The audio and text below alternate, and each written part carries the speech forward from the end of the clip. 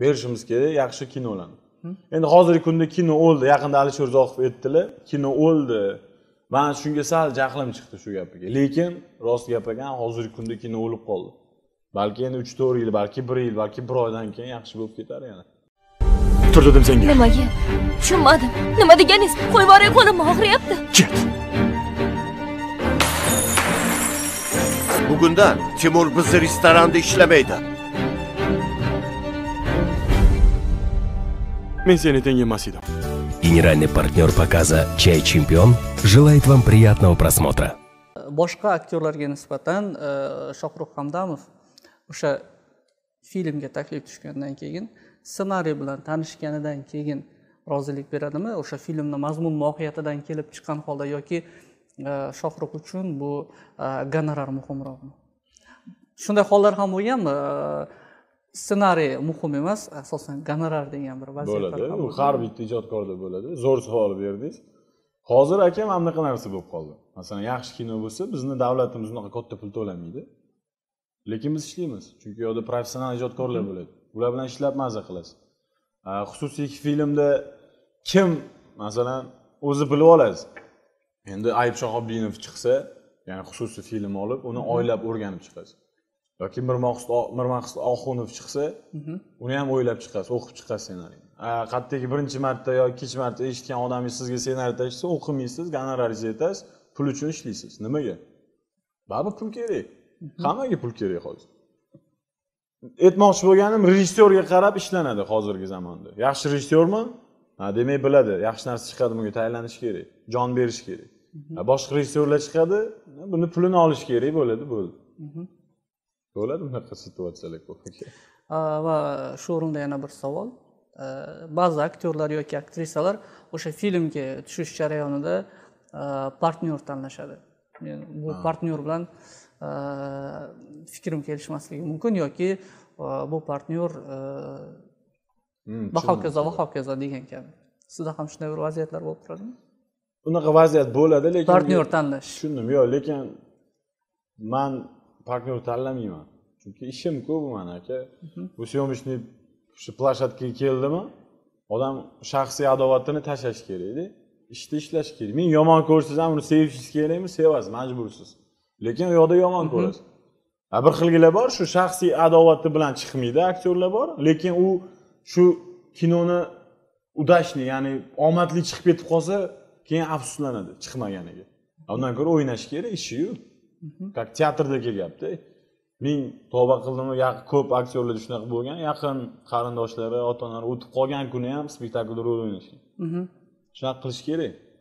Shaxsiy adovat ko'chada bo'laveradi. Ko'chada ko'rishib gaplashib olaverasiz, lekin ijodga aralashtirish kerak emas. Lekin gapingiz bo'ladi, shunaqa bir chiqishmaydigan, yomon ko'rgan odamingiz bo'lsa, kechikka ham to'g'ri keladi, lekin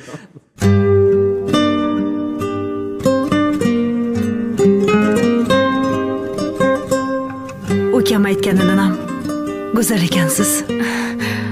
U meni sevardi. Kamtarin, gaplarim ma'noli. Gaplashgan sari yana gaplashkim kelardi. Bugun haydab yubormaysizlarmi? Yo'q. Lekin bitta shartimiz bor. Uni qutulishni yo'lini topish kerak. Gap yo'qda ekan-da.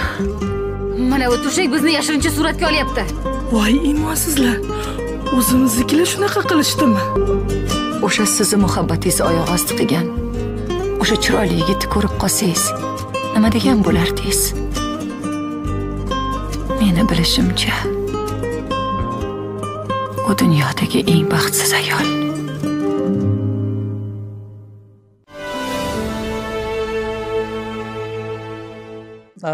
Rahmat savolga javob uchun. Jamiyatda shunday insonlar bor, tanqid borasida savol bermoqchiman. Aynan yosh ijodkorlar deylik, yosh rejissyorlar chiqishi bilan umuman tanqid qilishni boshlashadi. Turli mishmishlardan, turli bo'xtonlarni o'ylab topishadi. Bunga sizning munosabatingiz, tanqidiy fikrlar, agar o'sha tanqidiy fikrlar asosli tanqid aytilishini o'rnimi yoki o'rni emasmi degan bir ma'nodagi savol. Tanqidga umuman siz qanday qaraysiz? Tanqid deganda o'rinsiz yoki asosli yoki asossiz tanqid. Masalan, intervyu bersangiz yoki borib sahnada bo'lsangiz, muxlislar sizga savol beradi, tanqid qilishi mumkin, jurnalistlar. Siz bilasiz, u jurnalist noo'rin tanqid qilyaptimi, unga e'tibor berish kerak emas. O'zi odam o'zi sezadi, ichi bilan gaplashadi-yu, uni sizga ayta olmaydi, yonidagiga ayta olmaydi. Bitta jurnalist sizga tanqidiy fikri to'g'ri bo'lib chiqsa, uni to'g'ri qabul qilasiz. Lekin aytmaysiz, siz juda ham tanqidingiz zo'r bo'ldi demaydi. Deyish ham mumkin. Aytmoqchi bo'lganim, tanqid qilish kerak, faqat o'rinli. Hozir jurnalistlarimiz shu yosh qizlar yoki bolalar institutni bitirib yoki bitirmasdan hozir televideniyada ishlashyapti.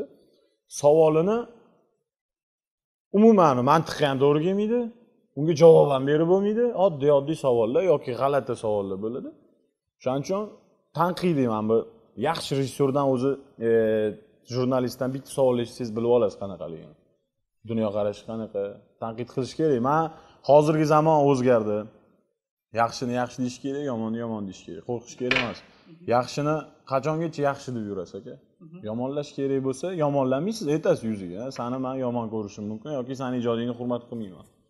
Aytish kerak fikrini. Генеральный партнер показа «Чай Чемпион» желает вам приятного просмотра. Insondagi talabchanlik va o'sha o'zini bajarayotgan ishiga bo'lgan mas'uliyat bu qanchalik darajada shu sizda o'z aksini topgan? Boya ta'kidlab o'tdim, ishimga juda jiddiy qarayman. Men o'sha boya aytib o'tganimdan pul uchun ishlasam ham, lekin baribir muxlislarni yo'qotib qo'ymaslik uchun aktyor bu yuragi bilan aktyorda. Yurak ishlamasa u aktyor emas. Yurak ishlash kerak. Yurakni baribir ishlatish kerak. Men qanaqa arzon ishmi, qimmat ishmi, yo yaxshi ishmi, yomonmi? Baribir seryozniyroq, ya'ni jiddiy yondashishingiz kerak. Yondashmasangiz xalq ko'ngli qolib ketsa, undan yomoni yo'q. Biz xalq bilan shu ijodkor bo'lib yuribmiz. Agar xalq bo'lmasa, hech kimga kerak emas. O'zingiz oynaga qarab, o'zingiz aktyorskiyni o'ynab yurmaysiz.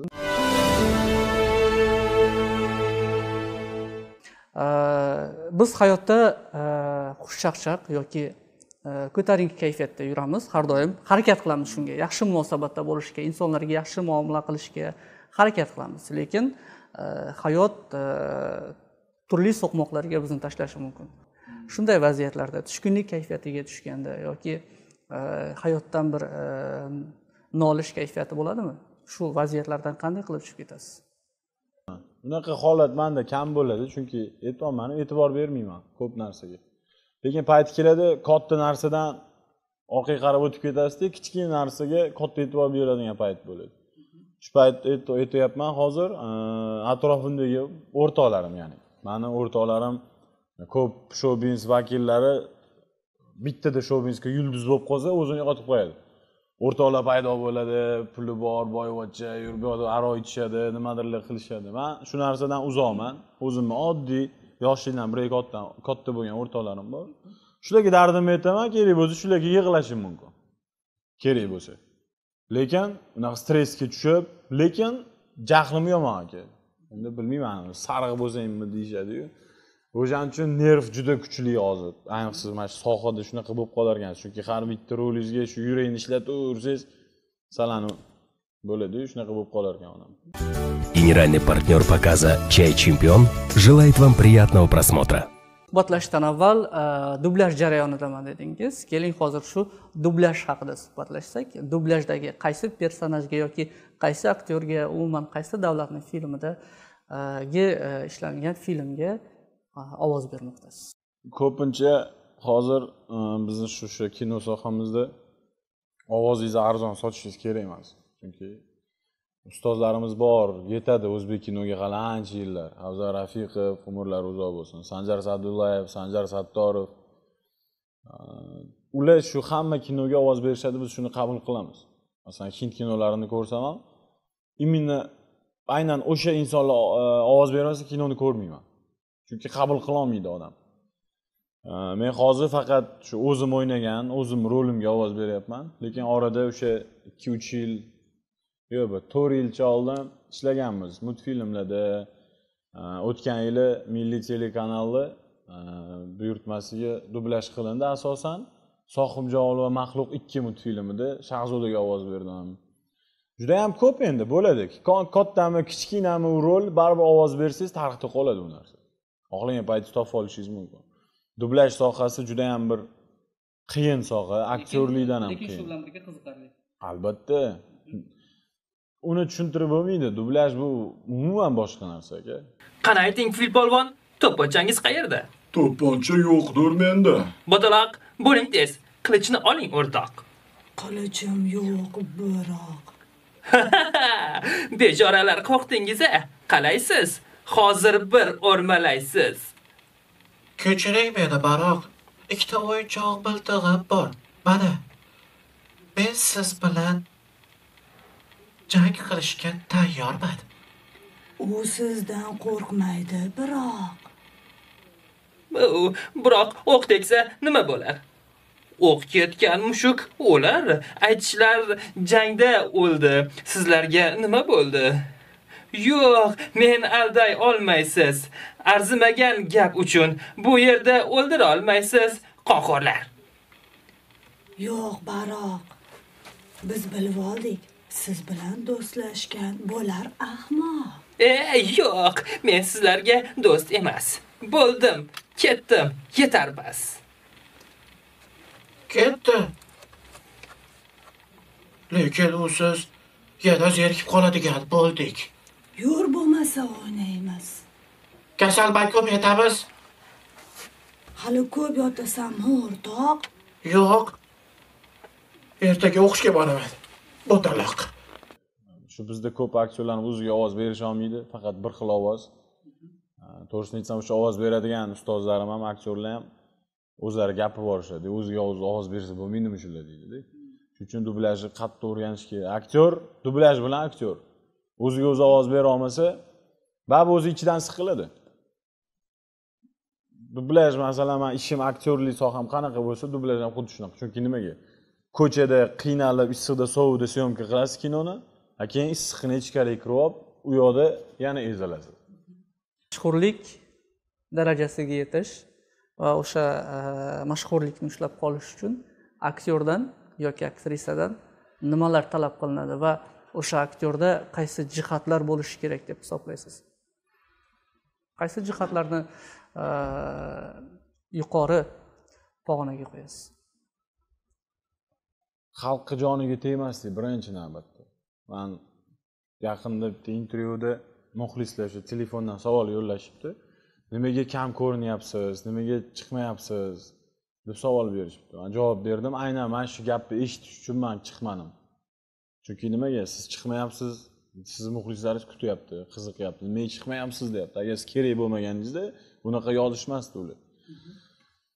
Har kuni xalqqa ko'rinaversangiz ham, men media degan narsa bor, u tegib qoladi. Shuning uchun yaxshi bo'lsin, bitta bo'lsin deydi-ku. Misol bitta ashulachilarimiz chiqishadi, bitta klipi, ya'ni o'sha mashhur bo'lib ketsa, 30 million, 40 million prosmotr bo'lsa, biz o'ynagandik. Ikkinchisini olishga harakat qiladi. Men aytaman, yo'q aka, tushunmayman. Nimaga? Bitta bo'ladi, ikkinchisi bo'lmaydi. Rostdan shunaqa. Masalan, Sardor akam Rahimxonning Onam klipi hozir o'sha trendda turibdi YouTube kanalida, misol O'zbekiston. Keling, so'zimiz isboti bilan bo'lsin.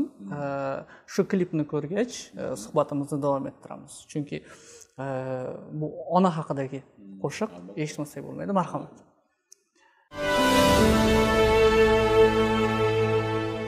Juda ham ta'sirli klip. Men bu klipni o'zim ko'p bor eshitaman. Aynan shu yolg'iz qolishni istagan vaqtda juda ham chiroyli olingan. Suhbatimizni davom ettirishimiz mumkin. Aynan shu klip haqida suhbatlashayotgan edik. Bu klip shu aytayotganim bitta bo'ladi, yaxshi bo'ladi. Shu siz boya savolingiz sal chala qolib ketdi javobim. Aktyor, aktrisa agar o'zini fikrlash faoliyati kengroq bo'lsa, yaxshi ustozlarning qo'lida dars olgan bo'lsa, chiqurmaydi hamma narsaga. Betonni reklamasiga ham chiqadi yoki nimadir etikni reklamasiga chiqadi. Kraska